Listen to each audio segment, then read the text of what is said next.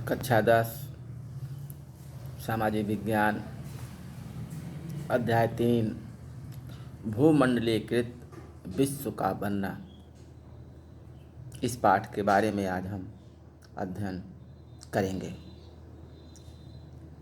पहला प्रश्न है, नई अंतर्राष्ट्रीय आर्थिक प्रणाली से क्या तात्पर्य है? इसका तात्पर्य एक ऐसी व्यवस्था से था जिसमें विकासशील देश अपने संसाधनों पर सही मायने में नियंत्रण कर सकें, जिसमें उन्हें विकास के लिए अधिक सहायता मिले, कच्चे माल के सही दाम मिले और अपने तैयार मालों को विकसित देशों के बाज़ारों में बेचने के लिए बेहतर पहुंच मिल सके। ऐसी प्रणाली को हम नई अंतर्राष्ट्रीय आर्थिक प्रणाली के नाम से जानते हैं। दूसरा प्रश्न है, भूमंडलीकृत या वैश्वीकरण से क्या तात्पर्य है?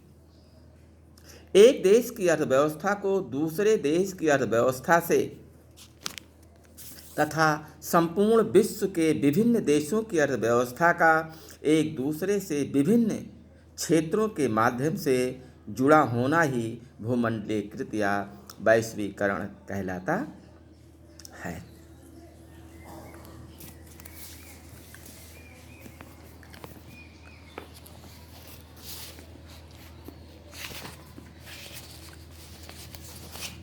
अगला प्रश्न है,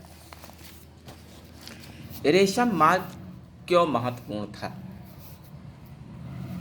रेशम मार्ग एक ऐसा मार्ग था जो एशिया के विशाल भागों को परस्पर जोड़ने के साथ ही यूरोप तथा उत्तरी अफ्रीका से जा मिलता था।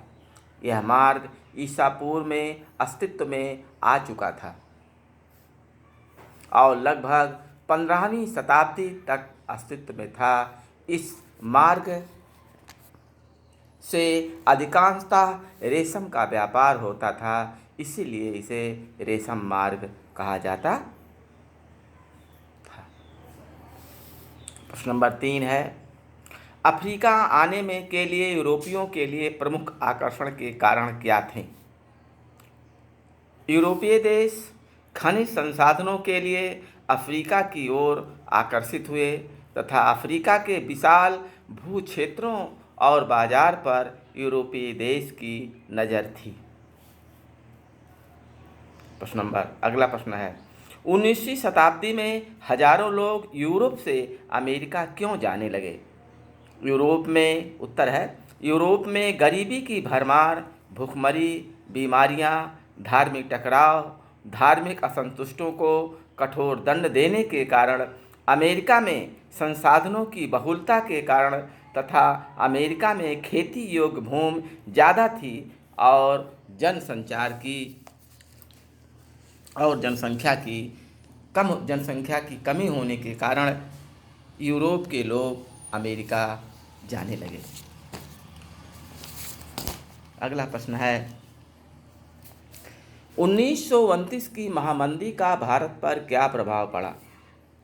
1929 की महामंदी का भारत पर क्या प्रभाव पड़ा? 1929 की उत्तर है, 1929 की महामंदी का प्रभाव भारत पर भी पड़ा। महामंदी ने भारतीय व्यापार को फौरन प्रभावित किया। 1928 से 1934 के बीच देश के आयात निर्यात घटकर लगभग आधे रह गए थे। 1928 से 1934 के बीच भारत में गेहूं की कीमत 50% गिर गई। शहरी निवासियों के मुकाबले किसानों और काश्तकारों को ज़्यादा नुकसान हुआ। यद्यपि कृषि उत्पादों की कीमत तेज़ी से नीचे गिरी, लेकिन सरकार ने लगान वसूली में छूट देने से इनकार कर दिया। सबसे बुरी मार उन काश्तकारों पर पड़ी जो विश्व बाजार के लिए उपज पैदा करते थे। टाट का निर्यात बंद होने से कच्चे पटसन की कीमतों में 60% से ज़्यादा गिरावट आ गई। मंदी के इन्हीं सालों में भारत कीमती धातुओं, खास तौर से सोने का निर्यात करने लगा। 1931 में मंदी अपने चरम पर थी और ग्रामीण भारत असंतोष व उथल पुथल के दौर से गुजर रहा था। यह मंदी शहरी भारत के लिए अधिक दुखदायी नहीं रही। कीमतें गिरते जाने के बावजूद शहरों में रहने वाले ऐसे लोगों की हालत ठीक रही जिनकी आय निश्चित थी। धन्यवाद।